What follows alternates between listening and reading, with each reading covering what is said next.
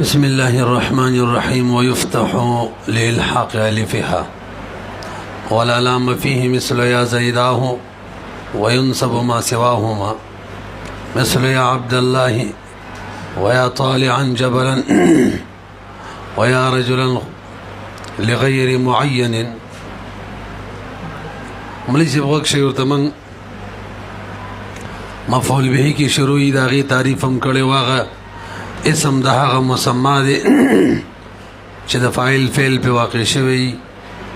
او به دې کې موږ دوه قواعد بیان کړیو. اوله قاعده مفعول به باندې د فعل تقدیم مسله وا درې صورت یو کې واجب یو کې جایز یو کې منع او دویمه قاعده چې واغه د مفعول به د عامل د فعل د حذف مسله وا دې کې درې صورت یو جوازن او حذف چې قرینه موجوده او یو وجوبن سمعانو او بل وجوبن قیاسن دی. به چې کوم وجوبن قیاسن خپل دریو یو بکی منادا وا یو علی شریط التفسیر او یو تحذیر. به منادا کې مونږ ویلیو دوه خبرې وکړو یو به تعریف کو نه تعریف هم ولکړې وا غي سمته ویلې کیږي د چا اقباله متوجه کول چې مقصود وي او بلاس حرف باندې چې د ادعو قائم مقام وي د فعل قائم مقام وي او لفظا یو که تقدیرا وي. او دیو نمبر کې د منادا د اعراب بیان او منادا اعراب څلور قسم باندې دي. اول نمبر منادا چې دا با مبني وي په علامه د رفعي چې دوه قید پکې وي یو قید مفرد وي او دویم قید معرفه وي او دویم صورت کې منادا با مجرور وي دا کله چې لام استغاثه ورسره په داخل شي او دریم قید منادا با منصوب مفتوح وي مفتوح دریم قید کې دریم صورت دریم اعراب چې منادا با مبني ور فتح وي دا زمنګ نه سبق دی. کم صورت کې به منادا مبني بر فتح وي هغه صورت کې چې کم صورت کې منادا سره لام استغاثه ملحق شي الف استغاثه ملحق شي. دریم اعراب د منادا دا دی چې منادا با مبني وي فتح سره حال چې کله منادا سره الف استغاثه ملحق شي نو په دې وخت کې مبني بر فتح وي. نور قصې کو ورته وګورئ ويفتح أيبن المنادى على الفتح مبني وبمنادى ففتح باندي لإلحاق ألفها ويفتح أيبن يود يفتح سر يبنى ولا دا د اعتراض نه جواب دی. بعض خلک دا اعتراض کړي دي چې لکه رستو وينصب ما سواه مراجي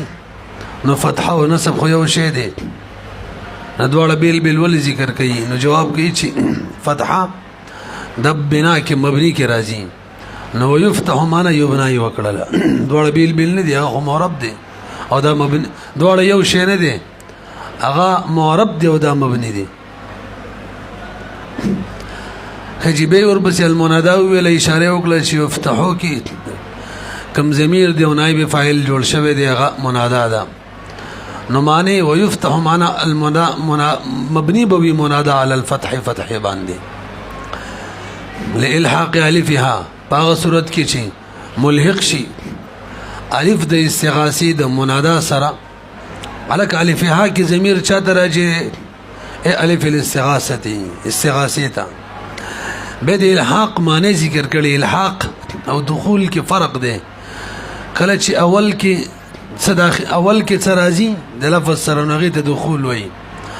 او کاخره کې ور سره به واستکیږي نو به ورته الحاق ویل کېږي نو وي اي الف الاستغاثه به ور سره ملحق کېږي به اخره اخر پورې خد بنا وجره بیان کدا ولی مبني ده منادا په دې دریم صورت کې چې الف الحاق الف استغاثه ور سره ملحق وي دا ولی مبني نو جواب دار الف ځان نمخ کې فتحه غواړي وجوبا نو ځکه به مبني فتحه باندې پوهیږئ پی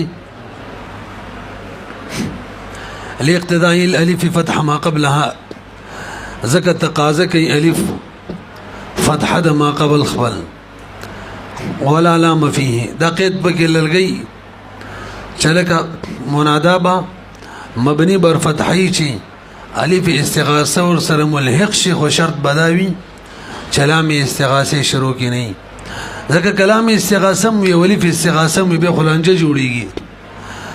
دلام اثر جر دی او د الف اثر فتحه ده نو کله چې اثرینو کې تضاد دی منافات دی فتحه او جر کسره کې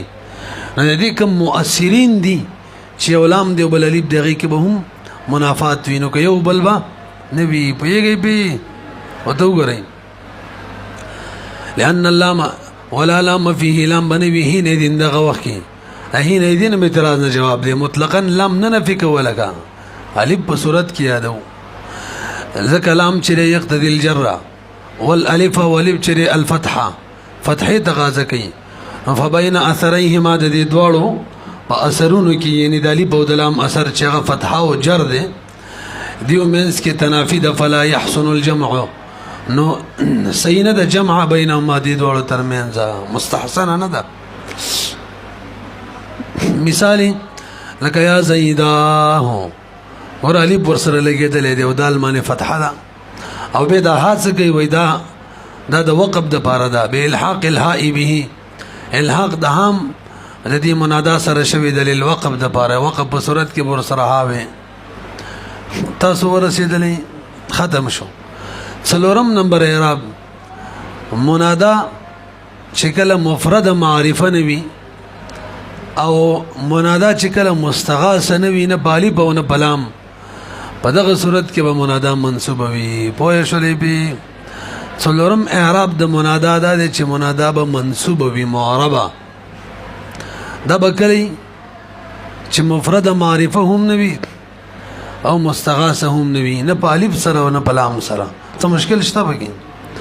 وګورئ وينصب منادا به منصوب وي ما سواهما دغه دوونه علاوه اوس براته د نسب وجه بیان کی منصوب ولیدا ځکه منادا خو مفعول به دی کنه یار او مفعول به څه وي منصوب وي او مخکې چې مبني په علامه د رفع جوړه شوی و یا مجرور و یا مبني په فتحه سره و هغه کې پکې څه مغیر موجود شوی و هغه دا کردار ادا کړو دا کارونه کړیو کني اصل منادا کې اصل دار چې منادا منصوب یې ځکه مفعول به دی نو دا څلورم صورت د اصل والا صورت دی پوهیږئ به وجه د نسب دا دی چې دا مفعول به دی یو او څوک مغیر نه دی موجود د نسب نه لہذا بس منصوب وي اي وينسب بالمفعوليه او وجه د نسب بیان کړل خجی وصدا ما سواهما کی هما ضمیر چاته راځي دي دا تاسو اعتراض هم کولای شئ اعتراض زره چې مخکې خودري صورت ذکر شوی منادا مفرد معرفه یو مستغاثه بلام سره دوا مستغاثه بالب سره درې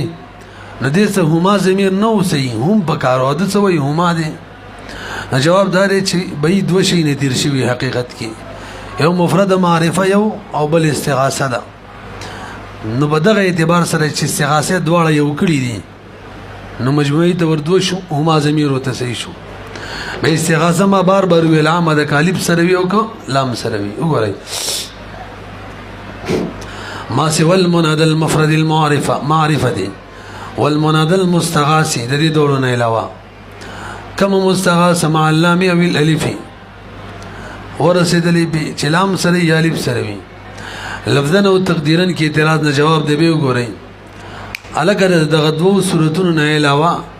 به منادا منصوب وي زبدروخ منصوب بنوي لك يا غلامي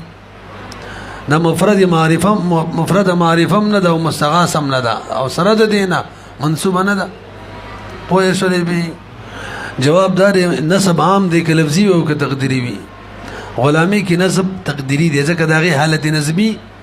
دا بیا ما قبل مکسور دا په کسری سری یعنی نسب تقديري دی پکې منګه اسماء اشپارس اقسام کې دغه شان ویلي دي کوم پوهیږي به حالت رفیم تقديري دی حالت نسبیم تقدیری دی بهرحال نسب عام دی که لفظن وی لکه یا عبدالله او که تقدیرن وی لکه یا غلامی نزکی وی لفظن وی لکه یا عبدالله او تقدیرن وی ان کان معربا قبل دخول حرف النداء لک برو گوری به اعتراض نه جواب دے توجہ جی تاویل چې کله منادا مفرد معرفه نوی مستغاث نوی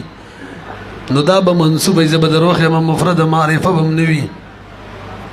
مستغاث بم نوی به بم منصوب نوی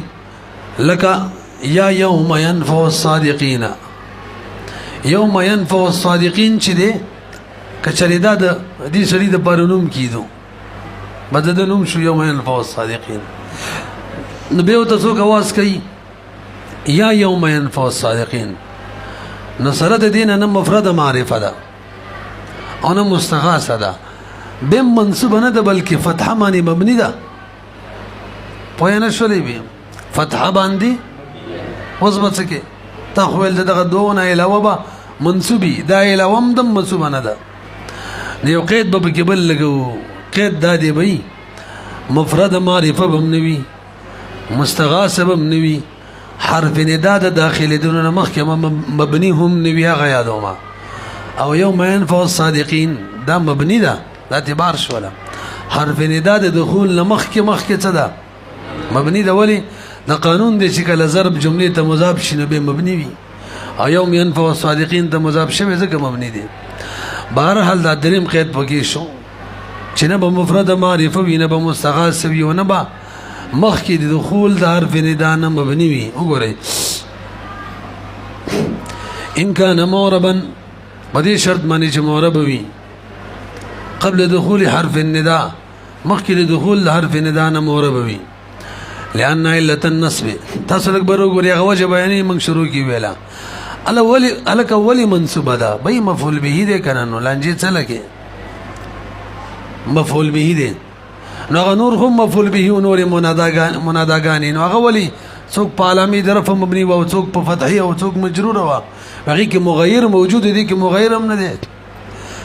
ویږي به نو الت مقتزم او مانع مقتضی د نسب مو اول صورت کې مثلا او معنی د نسب مو لام استغاثه ولا کې مقتضی مو مندا وای چې منصوب دی ما او مانع مو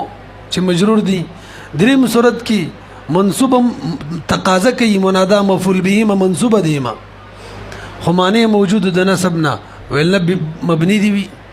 او دا زمون شرعي مجلد کې او دغه شان من القضات کی وماذا ده اذا تنازع المانع والمقتضي يقدم المانع کله چې مانع او مقتضي دواړو جګړه راشي تعارض المانع والمقتضي تعارض راشي ترجیح بچا لئی مانع لئی هل ته مانع له ترجیح او مانع او عدل ته مانع نشتا چې نشته مقتضي سره موجود دی هغه چې نسب ورګه مفعول به دی دا مې کسي فقهي خبره را دن نکړه لکه ویږي کنه اسی مزید بارے میں فکر ادن نه تقریبا 37 ماده ادا کا وته ګوري فقهي اصول مسائل به بنا دي کوم ته ورسېدنو لأن علة النصب ذكر علة النصب چې دی وهي المفعولية او مفعوليت دی او متحقق دی فيه بدی کی منادا کی بمسي چره ما غيره مغير او څوک مغير نشته چې دې کې تغییر راوستوي ان حاله یعنی معنی هم نشته والسورتون را تعالی جمع بیانې ما سواهما دا کم جوړيږي توجه مفرد معرفي او د مستغاث نه علاوه څوک جوړيږي یو چې مفرد نوي بلکې مضاف شبه مضاف فی دو بګدارال مضاف فی لك یا عبد الله تاسو ما خبره ته کوي برو غوري د ما سواهما کې څوک بار کړه چې مفرد معرفم نوي او مستغاثم نوي نو دې کې مجموعي تور څلور سره ته جوړيږي اول دا چې مفرد نوي معنا مضاف فی لك یا عبد الله منصوب بي دویم دا شبه مضاف فی لك یا طالعا جبلا به منصوبي دریم دا مفرد وی معرفه نوي لغیر معین یا رجلا خذ بیدی څه شو څلورم دا دریک صاحب د کافیم ذکر کړي څلورم نه مفرد وي نه مفرد وي او نه معرفه وي مطلب مفرد هم نه وي معرفه هم نه وي اول صورت کې صرف مفرد نه و دو صورت به جوړ شوی و دیم کې معرفه نه و یو به جوړ شوی و او سوې نه مفرد وي او تو ګوري خپل به پوه شي وما سوى المفرد المعرفه او څوک چې د مفرد معرفه نه سوا دي دې صورتونه وره او هغه چې مفرد معرفه نه سوا دي اما بشي ما لا يكون مفردا يا خبر سر مفرد نبي سمانا بأن يكون مضافا مضاف بويو او شبه مضاف يا بشبه مضاف دوا واما ما يكون مفردا دريم مفرد بوي ولكن لا يكون معرفه بنبي واما ما لا او تسلورم مورا واما غسرت ما لا يكون مفردا ولا معرفه چن مفرد يون معرفه وي فالقسم الاول وسرازي مثالونه وره قسم اول څوک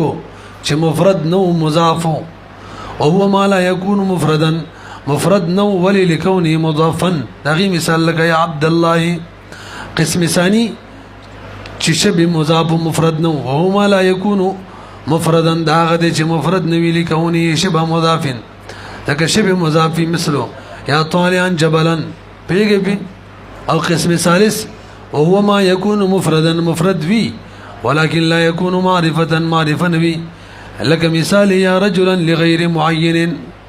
يا رجلا چوي او دا چاته چې आवाज کې معین نوي ځکه که معین وي به معرفه ده بخو ول اعراب ده په علامه درف دي مبني وي ويږي به ورسره لفظ روي علامه جميع مقولا لغير معين اشاره وکړه چې لغير معين چری دا جری مجرور ظرف مستقر پوری مقولا پوری دي او هغه به حال واقع شوه دی ښا لکه یا رجلن و د حال کې لکه یا رجلن د حال کې چې ویل شي غیر معین تا ویږي به ابه لغیر معین کې دا غیر معین دا صفت د موصوف حذف د علامه او اشاره کړي دا لرجل غیر معین وصفه شولې مقولا لرجل غير معين وهذا توقيت لنسب رجلا لا تقييد لکبر وګورئ به اعتراض نه جواب ده اعتراض دا دی به لغیر معين قید ته ضرورت نه څنګه توجه سره وره آسان ده ځکه چې منصوب خپل به ته ولګیدل شي معرفه نه ده منصوب خپل پته ولګیدل چې نه ده بلکې دې سوایا چې منصوب خپل پته ولګیدل معرفه نه ده غیر معین ده نو غیر معین قید ته څه ضرورت ده ما خپل پوه نه شولې کله چې ویل څه منصوبي نو خپل اندازه ولګیدل چې څه به وي غیر معین ځکه که منصوب یو معین وي دا کېدای نشي چې معین او معرفه وي په هغه ول قسمو نه رسي به ځکه مفرد کې فقط دوه احتمال دي یا به منصوب وي یا به علامه درف مبني وي نشي په علامه درف مبني یا معرفه وي چې منصوب خپل څه شو غیر معین شو غیر معین قید ته ضرورت ده ما بخل وسم ونه رسیدلې بای چې کله منصوب ویلو غیر معین قید به نه ویلې ځکه چې منصوب شو خود به خود معلومه شو چې غیر معین به ځکه که مفرد وي او معین وي نه خو به په علامه درف مبني نه غیر معین قید دی ولی ذکر کولو پوه شولې به علامه جواب کوي صاحب د کافی له طرفه مې د غیر معینین چې ده کنه دا قید نه لري چې تراته وی دی ول لګولې دا توقید دی دا وقت بیانول معنا دا لکه یا رجلا ویل شي لغیر معین دا یو اسم مفرد ته ترڅو چې هغه وقت کې چې هغه غیر معین وي وقت یادو او که معین شو به نسب نشته دا به معرفت اول ته ووري دا چې شری قید نه لري بلکې سره یعنی لغیر معین معنا پاغه وقت کی چې غیر معین وي یا به الفاظ دیگر یا رجلا بمنصوب ترڅو چې ترڅو چې غیر معین وي ګور هغه وخت پورې چې غیر معین وي وخت بیانې کا قید نه دی وهذا توقيت ده توقيت دي ده نصب درجه لپاره تقييد نه دی له ده نصب درجه لپاره وجه لانه منصوبا لا يحتمل المعينه ځکه د حال کې چې دا منصوب وي کنه نو به احتمال د معین توب سره لري نه به غیر معین قید ته ضرورت نو قید بنه جوړېګا والقسم الرابع اجدي من څلور قسم جوړ کړیو ما سواهما کې کنه مضاف بوي شبه مضاف بوي مفرد نکره بوي او څلورم چې مفردم نوي معرفم نوي معنا مرکبم وي نکرم وي هغه مثال وي اورته بیانومه والقسم الرابع وهو ما لا يكون مفردا چې مفردم نوي ولا معرفتم نوي مثل يا حسنا وجهه حسنا صفه مشبه صيغه د وجهي فاعل له هغه ته نسبت شوی دی نو ګوري مرکبم دی ورسره نکرم دا زکه دا تعریف پیدا نه ورکې دا برا لراشي ظریفا یا حسن وجه ظریفا به سره ولم يريد المصنف لهذا القسم مثالا لکبر وګوري الکه دا مثال خو صاحب د کافین د ذکر کړي یار دا څه وجه ده نو اول خو جواب کې علامه جامی کوشش کوي ثابتې چې ذکر کړي دی مثال دیم نمبر کې بل خبره ذکر کی او کاغه مثال زکم یادو م ذکر کړي دی نه مانی نبی وته عذر ذکر کوي کا